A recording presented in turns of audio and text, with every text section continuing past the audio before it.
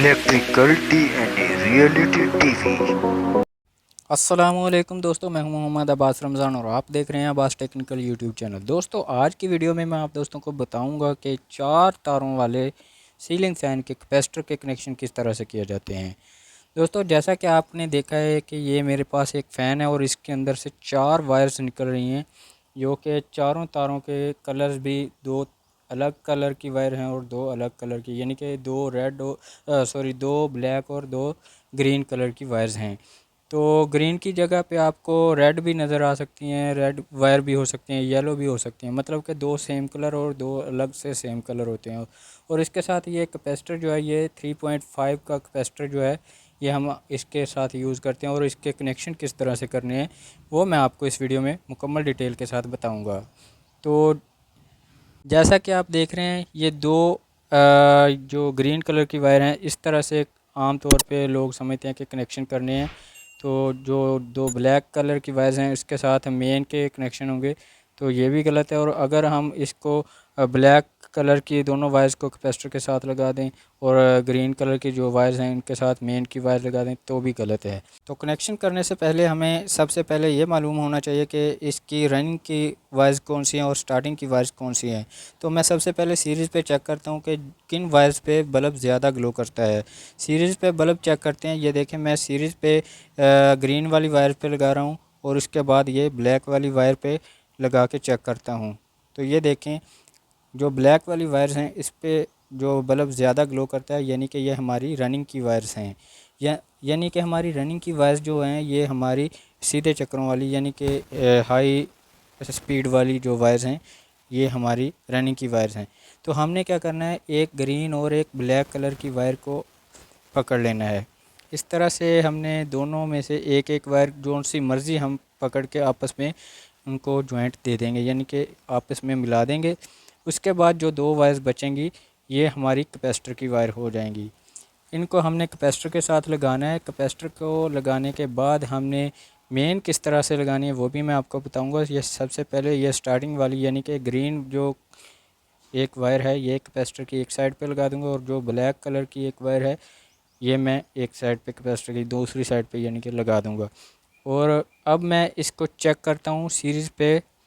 अब गौर करें मैं कहाँ पे मेन दोनों वायर्स को लगा रहा हूँ। ये देखें, कैपेसिटर की ब्लैक वायर के साथ और दूसरी जो है मेन वायर है वो मैंने दोनों वायर्स को आपस में जॉइंट किया था उसके साथ लगा रहा हूँ, यानी कि एक जो कॉमन वायर है उसके साथ लगा रहा हूँ और एक जो है मैं कैपेसिटर वाली रनिंग की जो वायर होगी उसके साथ लगा रहा हूँ।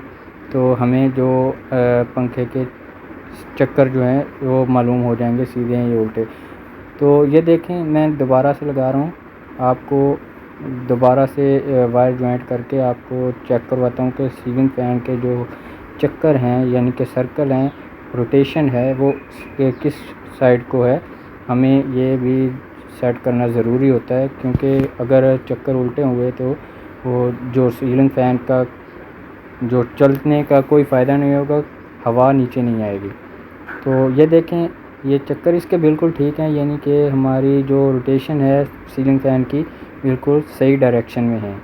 तो अगर इसकी डायरेक्शन गलत होती, यानी कि इसके सर्कल उल्ट साइड को होते, तो हम इसको किस तरह से ठीक करते। तो अब हम इसकी जो सर्कल को इसको सेट करने का तरीका भी आपको बताते हैं। अगर हमारे सीलिंग फ़ैन के इस तरह से चक्कर जो हैं उल्ट होते हैं तो हमने क्या करना है, हमने सबसे पहले तो इसकी जो कॉमन वायर है उसमें से एक वायर लेनी है, यानी कि कोई भी वायर आपने ले लेनी है। फ़र्ज़ करें आप ब्लैक वायर लेते हैं तो आपने कैपेसिटर की ब्लैक वाली वायर के साथ उसको एक्सचेंज कर देना है।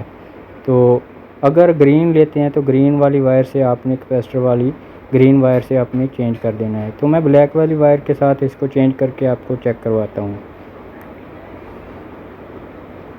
ये देखें, मैं इसकी जो ब्लैक वाली वायर है उसको चेंज कर रहा हूँ, यानी कि जो मैंने कॉमन बनाई थी उसमें से मैंने ब्लैक वायर को निकाल के दूसरी वायर को उतार के उसके साथ लगा दिया कॉमन वाली वायर के साथ। अब मैं इसके चक्कर आपको चेक करवाता हूँ। तो ये देखें, सिंपल सा आइडिया है। अब मैं इसको चेक करता हूँ। ये देखें, इसकी रोटेशन उलट हो चुकी है, यानी कि सीलिंग फ़ैन हमारा इस तरह से घूम रहा है। इस तरह से घूमना चाहिए। तो ये तो था सिर्फ आपको समझाने के लिए। अब मैं इसकी वायर का कनेक्शन करके आपको दिखाता हूँ। मैं सबसे पहले एक कनेक्टर के साथ वायर को लगा लेता हूँ। ये वायर जो है ये मैं इस सीलिंग फ़ैन के साथ लगा रहा हूँ। तो सबसे पहले मैं कनेक्टर की एक साइड पे ये दोनों वायर्स के कनेक्शन दे देता हूँ। उसके बाद मैं इसके जो कैपेसिटर वाली वायर के साथ कनेक्शन करके आपको दिखाऊंगा, पंखे के साथ कनेक्शन करके दिखाऊंगा। तो ये वाली दोनों वायर जो हैं यही होंगी जो हमें वायर कनेक्शन करने के लिए, यानी कि मेन की वायर्स लगाने के लिए इस्तेमाल करनी होंगी। तो अब मैं इसको लगाने से पहले थोड़ा सा जो इसके बोल्ट्स हैं, नट हैं, जो थोड़े लूज़ कर लेता हूँ ताकि हमें वायर लगाने के लिए आसानी हो सके। तो मैं इस तरह से रॉड के अंदर से वायर को डाल के ऊपर से निकालता हूँ। उसके बाद हमने इसके कनेक्शन करने हैं।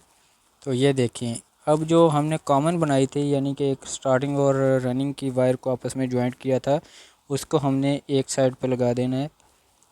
जो हमारी कनेक्टर की एक साइड है उसके अंदर हमने इस तरह से इसको फोल्ड करके क्लोजिंग करके लगा देना है।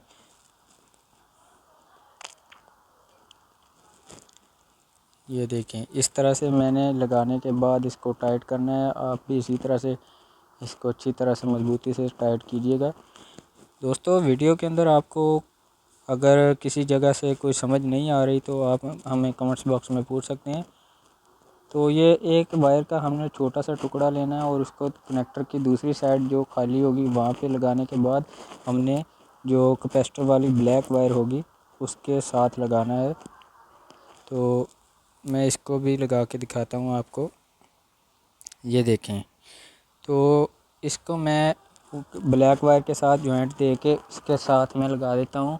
एक 3 नंबर के स्लीव के 2 टुकड़े लूँगा और दोनों टुकड़ों को मैं इसके ऊपर चढ़ाऊँगा ताकि कैपेसिटर जो है ये बॉडी के साथ टच ना हो, यानी कि कैपेसिटर के जो दोनों टर्मिनल हैं ये सेफ़ हो चुके हैं, सेफ़ हो जाएं और शॉर्ट ना हो जाए हमारा पंखा जो है। तो इस तरह से लगाने के बाद मैं इसको स्लीव जो मैंने इसके ऊपर चढ़ाई है इसको मैं कनेक्टर के ऊपर अच्छी तरह से कवर कर दूंगा। अब मैं दूसरी साइड की वायर के साथ भी इसी तरह से एक स्लीव का टुकड़ा चढ़ाने के बाद जो मैंने अलग से टुकड़ा लगाया था वायर का, इसके ऊपर मैं स्लीव का 3 नंबर का ही एक पीस लगाऊंगा, छोटा सा 1 इंच के करीब। तो अब मैं इसके कैपेसिटर के दूसरी साइड पे इसी तरह से फ़ोल्ड करके इसके ऊपर दोबारा से चढ़ा देता हूँ। तो इतना सा काम था हमारा जो हमने कंप्लीट कर लिया। अब हम इसको फ़ोल्ड करते हैं, इसको क्लोज़ करते हैं। ये जो वायर्स हैं इसको हमने साइड पे करके कैपेसिटर को किसी तरह से भी इसके नक्के के अंदर सेव कर देना है। इस तरह से बंद कर देना है। बंद करने के बाद हमें ये एहतियात ज़रूर करनी है कि जो कोई भी वायर है वो टूट ना जाए। अब मैं जो कि कोई भी वायर ले लेता हूँ, लेने के बाद इसको इस तरह से बांध दूंगा ताकि जो कैपेसिटर है हमारा वो बाहर ना निकल सके। और ये आप ख्याल कीजिएगा, एक ये वाला नट और दूसरा ये वाला नट आपने अच्छी तरह से टाइट करने हैं ताकि हमारा जो सीलिंग फ़ैन है ये खुल ना जाए। अक्सर होता है यही है कि आम तौर पे जो कारीगर हजरात होते हैं इसका ध्यान नहीं करते, तो पंखा जो है ये चलते हुए गिर जाता है और जानी नुकसान होने का भी ख़तरा होता है। तो दोस्तों, वीडियो अच्छी लगी हो तो वीडियो को लाइक कर दीजिए और चैनल को अभी तक सब्सक्राइब नहीं किया तो जल्दी से चैनल को सब्सक्राइब कर लें। और वीडियो के कमेंट्स बॉक्स में कोई हमारी अगली आने वाली वीडियो के बारे में बताएं कि हम आपके लिए किस टॉपिक पे वीडियो लेकर हाज़िर हों।